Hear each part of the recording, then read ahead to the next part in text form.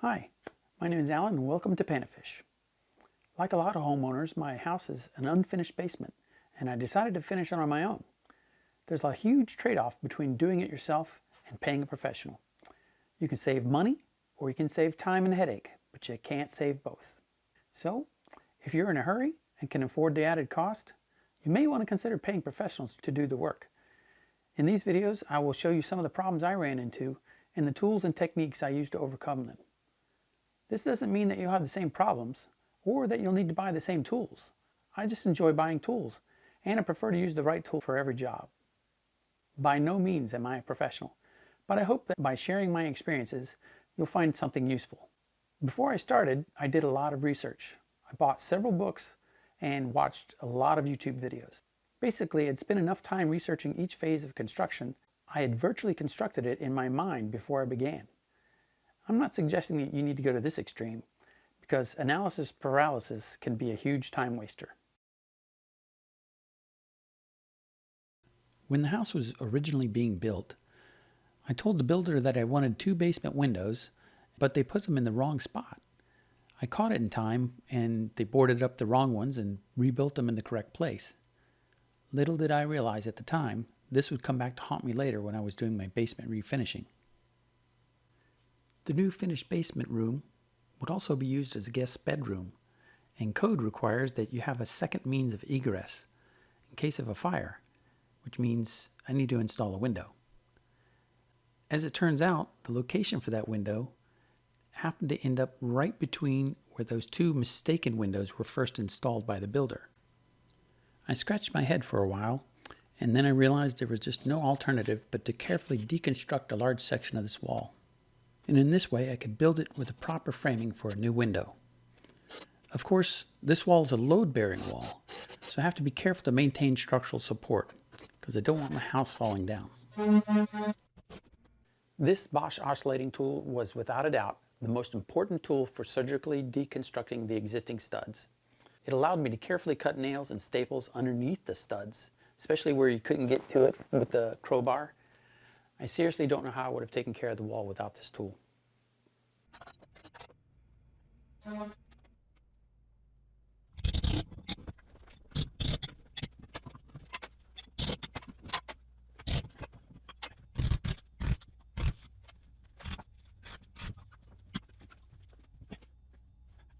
The second most important tool, this little guy right here, the Dasco Pro. This combined with a couple of different mini sledges I had, was able to hammer it back behind the heads of nails and pry them out. A lot of nails got pulled with that. Had a few other miscellaneous ones that were surprisingly useful. This one is a crescent crowbar. Has this adjustable head. You can push this little guy in here and you can adjust the particular angle that you need it, and it locks in, and you can get in some odd positions where you need to pry the board or the nail out. So that was pretty useful. Here you can see the boarded up framing of the original window on the right side.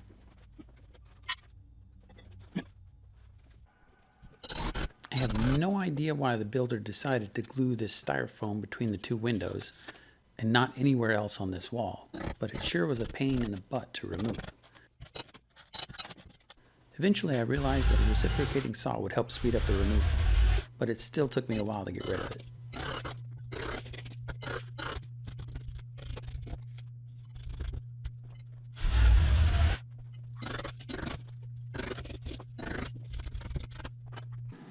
Here you can see I added a couple of 2x6s to aid in supporting the wall.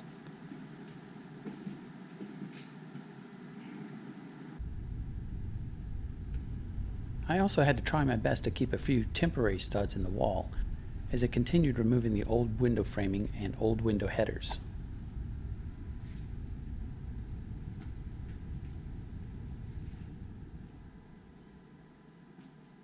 Eventually I was able to get the new window framing in place, but now I have another problem.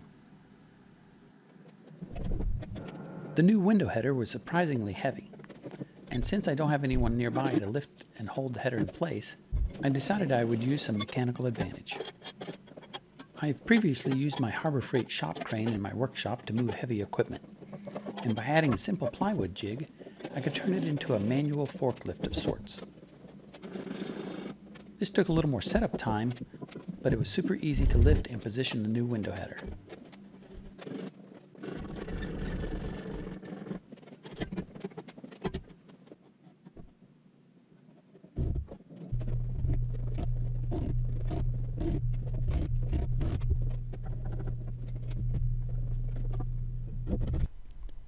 With the new framing in place, I could remove the temporary supports and begin installing the window. Now, I don't have any video footage of me installing the new window, but it was pretty straightforward, just cutting out a hole and carefully dealing with the exterior vinyl siding. There was a video I referenced on YouTube by Arnold. I'll put a link here for you. It was really good. I don't think I could do a better job of explaining how to install the window than he did, so I'll just let you reference him. If you're going to finish your basement, you're going to need some lights. Now, you can buy construction lights that are made for that purpose, or you can reuse lights you already have. In my case, I have these Studio Pro lights that I bought off of Amazon pretty cheap. Comes with lighting stands and a big soft box, and it uses a fluorescent fixture, not the more expensive LED ones that are out there right now. But there's one more benefit you can have if you're willing to make a jig. It looks like this.